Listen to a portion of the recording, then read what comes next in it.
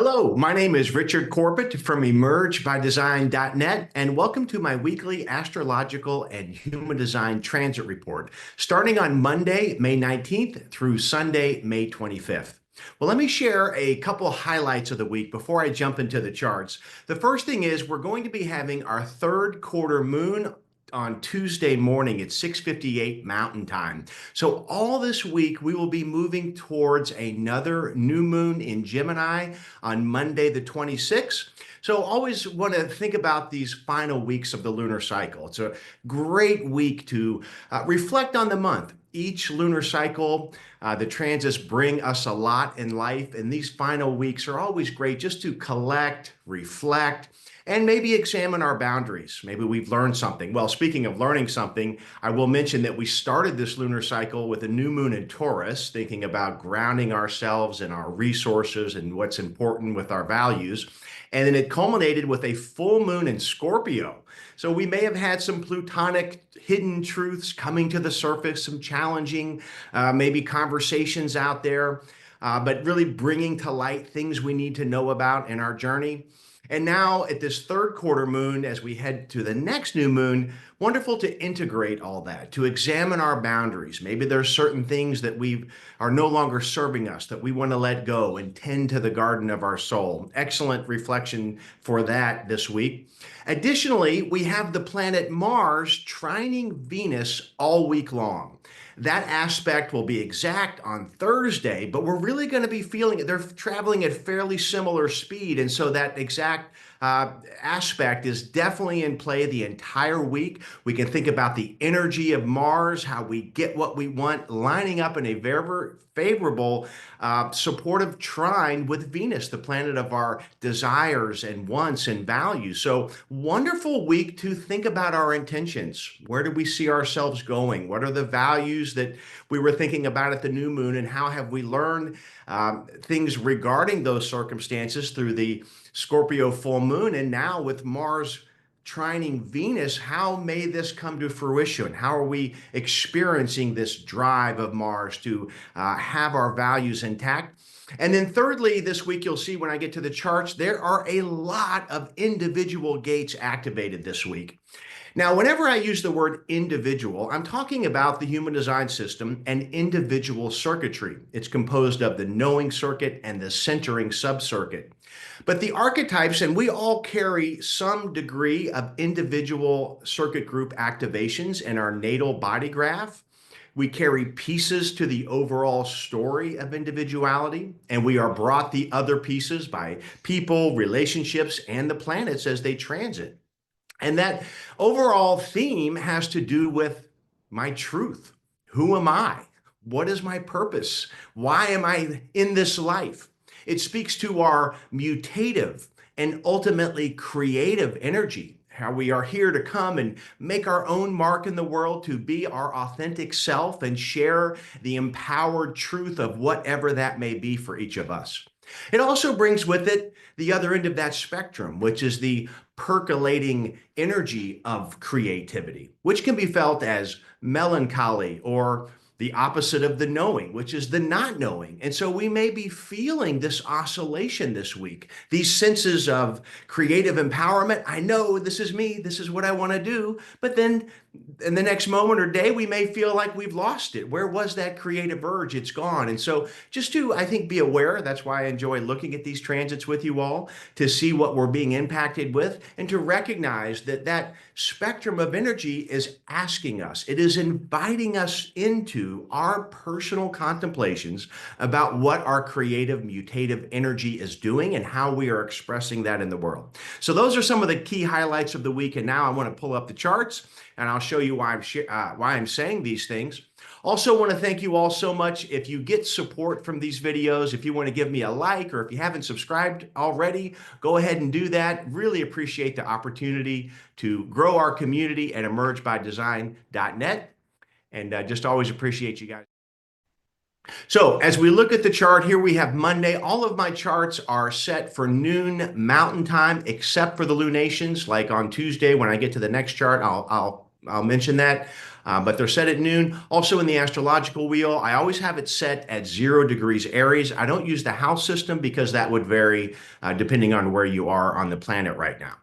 Okay, we can see the sun is at the very end of Taurus at 28 degrees, still in gate 8, where he started out last week. And that puts the Earth in its polarity in gate 14. So right out of the gate, again, here we have these two individual gates. And we had the sun conjunct Uranus over the weekend in gate 8. This is the gate of contribution, our individual creative contribution to larger group goals. And you may have felt something unusual happen. Maybe there's been a shift or an insight or something took place where you may still be feeling the effects of that Sun-Uranus conjunction. It is separating now. And the Earth being in gate 14 down here, and you can see that we have this channel defined in the body graph. This is called the channel of the beat, the design of the keeper of keys. This is the red sacral center in the body graph, the very life force energy itself. With this archetype of stepping forward into a unique individual creative direction. And in gate 2, we currently have Mercury on Monday, defining that gate 2, and as I mentioned, the Earth in gate 14. So we have Mercury and Earth lining up in this transitory infusion of energy to move forward, take that step forward in our own path.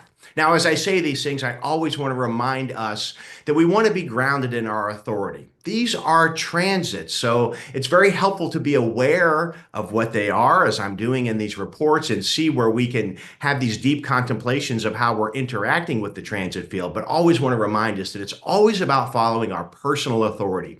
And there's some really strong energy this week I still am going to get to, but it's during these types of weeks that we really want to be grounded in our voice of truth, our sense of authority.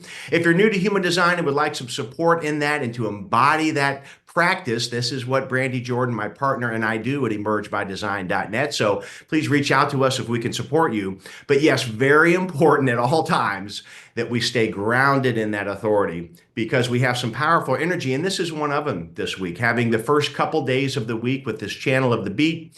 Also want to mention that we also still have the Jupiter sextile to Chiron. That was very strong. I talked about that in last week's transit report. It's past its perfection, which happened over the weekend, but that's still part of the background frequency right now. And Chiron, the wounded healer, offering this support to in gate 42. This is the gate of growth and evolution, and it's in a sextile to Jupiter, the planet of expansion, in gate 12, another individual throat gate of expression. And so we may have gone through a cycle of development with emotional interactions with other ones where we've learned something new about ourselves. Learned how to not only be grounded in our authority, but learning how to allow and accept things to be what they are and still feel the sense of empowerment of what it means to be us. But really appreciating that Jupiter sextile Chiron in the background. And I also want to just point this out, and I'll mention it a couple more times, I'm sure. I just want to say that as of Monday, Venus is still in gate 21 in the ego center, but it is closing in on this trine with Mars in gate 7. And as I mentioned at the onset, we're going to be feeling this transit all week long. And it's kind of a feel-good transit. There's no getting around it. We have Mars, the male archetype of energy and growth and pushing our boundaries out into the world, lining up in this favorable position with Venus, the planet of balance and harmony and love and romance, working together. So again, another positive attribute to think about: what am I doing with my energy? Where do I see myself going? And how do I feel and lean into that sense of empowerment and truth of who I am? So kicking off the week with some really supportive aspects for those types of contemplations. I want to go ahead now into Tuesday. We're going to see that I have the chart for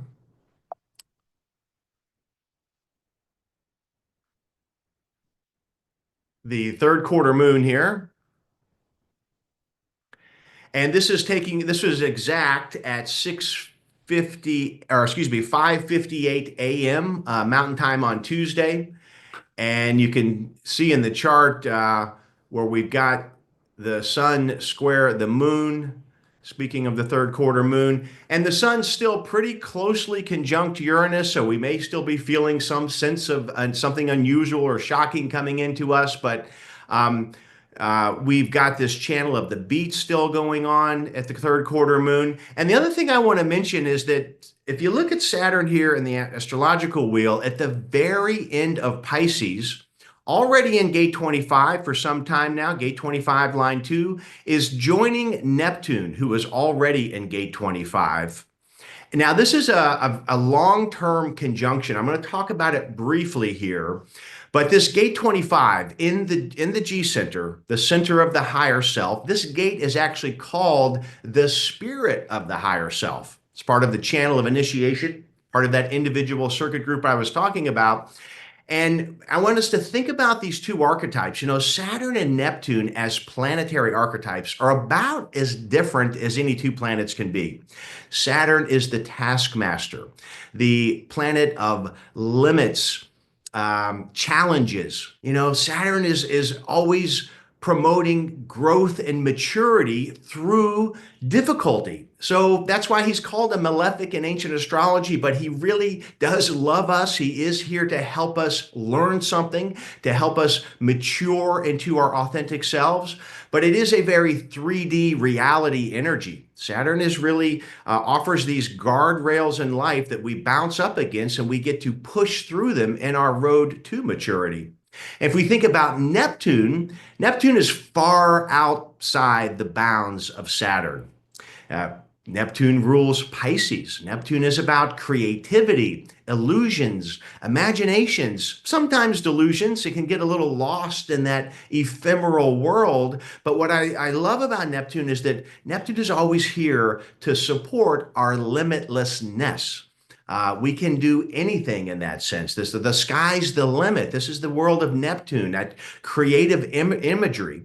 So here, yeah, two very different archetypes, both in gate 25. This gate is called the gate of innocence, finding innocence in life, part of the channel of initiation, right? Life often offers up some incredible, wild, challenging, dangerous, life-threatening, who knows, some invitation happens out there, and we get to find our sense of the spirit of ourself. And it speaks to this idea of innocence, you know, living life without preconditions. Really speaks to the heart of this gate, which is acceptance. It's also called universal love, and it's part of the path of this archetype, moving into accepting life is what it is, right? And to not only accept that, but maybe develop this sense of appreciation for that, to learn to do what my partner Brandy always reminds me of, is to see what love would see in this situation. Now, this conjunction of Saturn and Neptune, we're going to see Saturn go into Aries here on the weekend by Sunday, and they're going to move forward a little more. Then they're both going to turn retrograde in July. They're going to both go back into Pisces. Saturn, during the end of the calendar year, will actually go all the way back to gate 36 for a couple of months before moving forward and moving with Neptune back into Aries at 0 degrees. Some astrologers are calling this shift of Neptune and Saturn stepping into Aries at the 0 degree mark the Great Reset. You know, it's these two very powerful planets starting a new trip around the zodiac. And so it's a very dynamic year just from that reason alone. But again, I'm bringing it up right now just to remind us to contemplate this fascinating gate 25. Let's go ahead and move it into Wednesday. We're going to see a big shift here. And the sun has moved into gate 20, having just entered into Gemini on Tuesday afternoon, I think about 1 p.m. here at the noontime chart on Wednesday at 0 degrees Gemini. So we're definitely going to have a different sense here, this mutable air sign ruled by Mercury. You know, things are changing, things are happening, and we may be ready for a change. This puts the Earth in its polarity in gate 34. And so here we get this channel made from the Sun-Earth activations called the channel of charisma, a design where thoughts must become deeds. It's a lot of energy in this primary manifesting generator channel.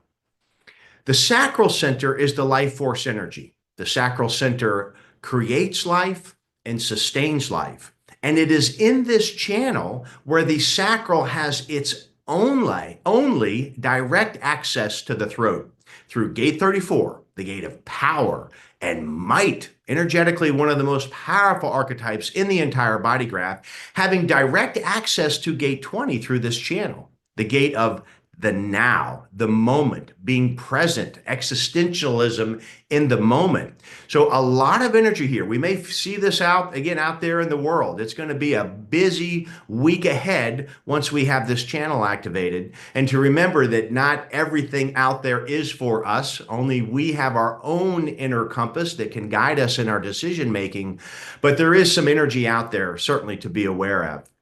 Additionally, we can also see as of Wednesday, Venus made a shift as well. And Venus moved out of gate 21 into gate 51.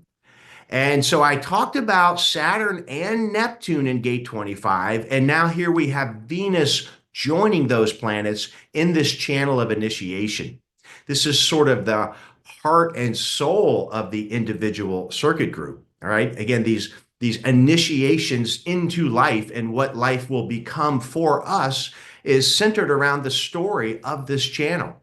Finding that sense of higher truth, higher knowing, fulfillment with innocence. I think of, when I think of gate 25, I also think of the tarot card, the Fool, right? To just approach life with a child, playful energy, right? To drop any preconditions or expectations about what life owes me or what I should have, and to appreciate what I do have, whatever it is.